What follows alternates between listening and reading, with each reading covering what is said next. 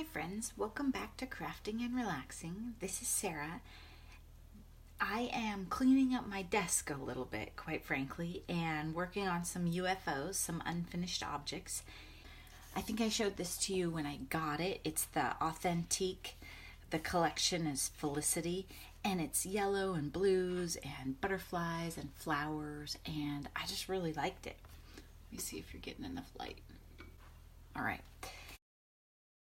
I made a super cute card and sent it, but I didn't want the person to see it, so it's long gone. But I have two others right here where in this package they had these cut aparts with these little scenes. And I thought, well, this is different, but I'm going to try it. So I trimmed them out and I matted them. You can see I have the actual image and then black, and then I put it on yellow, and then another layer of black because I was really trying to add some interest. And this middle one is on foam mount. And then I have some sequins and a thinking of you. And there's absolutely no bright white in this cardstock. So in that case, I'd like to use a cream, which I don't have a nice cream cardstock right now, or a gray, or something else. So I didn't put them together. I was working at a friend's house. So I just worked on the fronts, and I actually made them the exact size of the card, 5.5 by 4.25, because I wasn't sure if I wanted the cardstock to show or not, depending on what I mount them on. Because I could put these on white, and it won't show on the front. I decided I'm gonna go with this teal instead because it's pretty fun and it's great with these flowers on this one. I'm not sure if it shows, but I did take my Clear Star gel pen and add some accents, can you see that, in the water in each one. So it ties them together and adds some interest. I did it a little bit in the flowers in these. So we'll mount this one first. While I have this, I'm going to use we're trying out the new cutter. The Caterpillar, we can put this arm in. The Caterpillar Crop. And since I'm not doing a voiceover, I'm not sure you guys are going to like this cutter. I thought it kind of made a bad sound when I watched the last video, so we'll see. 5.5. And I'm just going to hold it down with my hand and roll that thing across it. It's the same idea as every other cutter. And I have this crazy habit of always checking them. I don't know. It's a little bit of OCD, I think. Take this thing.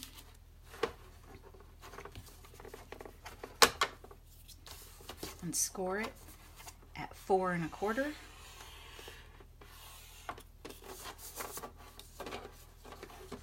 And then I flip it over, and I use the edge right here of the scoreboard to tuck it into. Straighten it all out. And first, I do it gently. If you go too fast, you're going to crack your paper up, even if it's really nice paper. So just be gentle on it. And then, okay, I have a nice crisp edge. And let's see what we think of that. I mean, it doesn't show, but then when you open it up, I like that. I think that's a good color for these. So I'm going to do the other one too. I don't know if I'll do that on camera. But while I was looking at it, I noticed this one I didn't have a sentiment on. It kind of seems like I didn't have a plan. This is one of the nice advantages. I've already put quite a bit of work into this card. So this is one of the nice advantages of having a stamp platform. Because if I stamp on there and I mess it up, I'm going to be pretty disappointed at this point because I've done so much work. I'm going to try this. It made a magnet sound when it hit that, so it might be too thick because I have so many layers. Maybe I'll do it just like this. Okay, we'll try that. And because I seem to have gone a little bit crazy with the washi tape here, I'm going to use this same very thin Thinking of You sentiment that I have right here. And I think on this one I'll center it. So we'll see. The the Tim Holtz platform doesn't have the measurements down on the base like the Misty does, which is the pink one that you see in a lot of videos. But what you can do is close this, and then you can see the grid on here.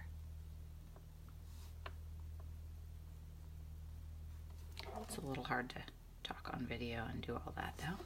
So let's see if I get this straight. So I'm going to push pretty hard to grab that stamp. And on this one I did black. I think I'll just do black again. Sometimes when I'm working on UFOs, I don't want to overthink. I mean, in general we shouldn't, but admit it, we do. I don't want to overthink what I use. I just want to get some things done and assembled sometimes. If I'm making a card for a specific person, sometimes I work on it forever. I mean, it could be like an hour easily. But here I'm just trying to wrap some things up. So I'm pressing it down, but I think my paper's too thick. So I'm going to lift it up and see how it looks. Oh, it looks just fine. Just fine. And it's not a real loud sentiment, but I just wanted a little something more down there. And I have, I'm not sure how well it shows. This is washi tape, so I have some extra texture on this also. And again, we'll just use this, put it on the teal, and we'll call those done. So I'm just going to give you another moment to take a look at those, and then we'll set those aside.